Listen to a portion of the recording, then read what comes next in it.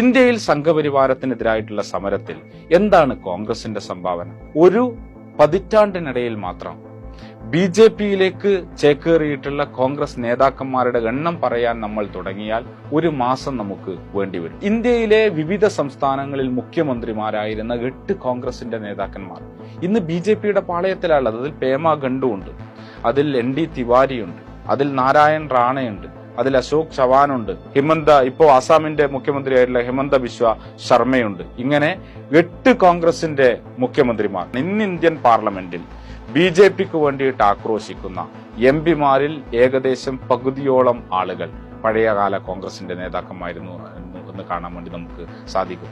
ഒരു നിയമസഭ മുഴുവനായിട്ട് കോൺഗ്രസുകാരാൽ നിറഞ്ഞിരുന്ന ഒരു നിയമസഭ മുഴുവനായിട്ട് BJP-ആയി മാറുന്ന കാഴ്ച അരുണാചൽ പ്രദേശിൽ നമ്മൾ കണ്ടിട്ടുണ്ട്.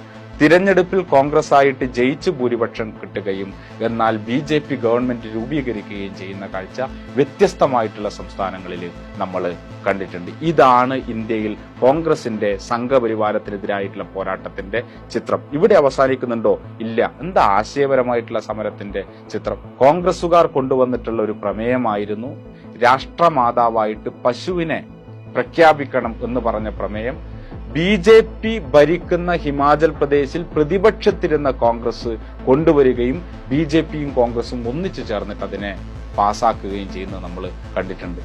ഇന്ത്യയിലെ സംഘപരിവാരത്തിന്റെ രാഷ്ട്രീയ പ്രചരണത്തിന്റെ കേന്ദ്രമായിരുന്ന രാമക്ഷേത്രം, ആ രാമക്ഷേത്ര നിർമ്മാണത്തിന് വേണ്ടിയിട്ട് വെള്ളിക്കല്ലുകൾ അയച്ചു കൊടുക്കാൻ വേണ്ടി തയ്യാറായിട്ടുള്ള കോൺഗ്രസിന്റെ നേതാക്കന്മാരുടെ അവരുടെ വലിയ നേതാക്കന്മാരെ നമ്മൾ കണ്ടിട്ടുണ്ട്.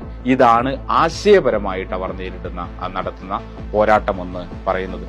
നയപരമായിട്ട് തെരുവിൽ നടത്തുന്ന സമരങ്ങളിലൂടെ അല്ലെങ്കിൽ ഏതെങ്കിലും തരത്തിലുള്ള ചെറുത്തുനിൽപ്പുകളിലൂടെ ഒരു തരത്തിലും BJP-യെ നേരിടാൻ, സംഘപരിവാരത്തെ നേരിടാൻ വേണ്ടിയിട്ട് കോൺഗ്രസിന് സാധിക്കാത്ത കാഴ്ച നമ്മൾ കാണുമ്പോഴാണ് ഇടതുപക്ഷത്തിനെതിരായിട്ടുള്ള ഈ പ്രചരണം ഏറ്റെടുക്കുകയും ചെയ്യുക.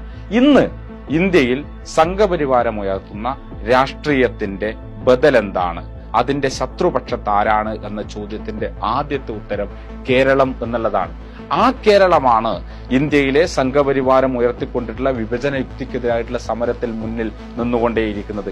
ആ കേരളമാണ് ഈ ഇന്ത്യ മുഴുവൻ കോർപ്പറേറ്റ് വൽക്കരിക്കപ്പെട്ടുകൊണ്ടിരിക്കുന്ന ഒരു കാലത്ത് ഈ നാട്ടിലെ അവസാനത്തെ മനുഷ്യനെയും ചേർത്ത് വെച്ചുകൊണ്ടുള്ള ഒരു പുതിയ ബദൽ സംവിധാനം ലോകത്തിന് മുന്നിൽ പരിചയപ്പെടുത്തിക്കൊണ്ടിരിക്കുന്നത്.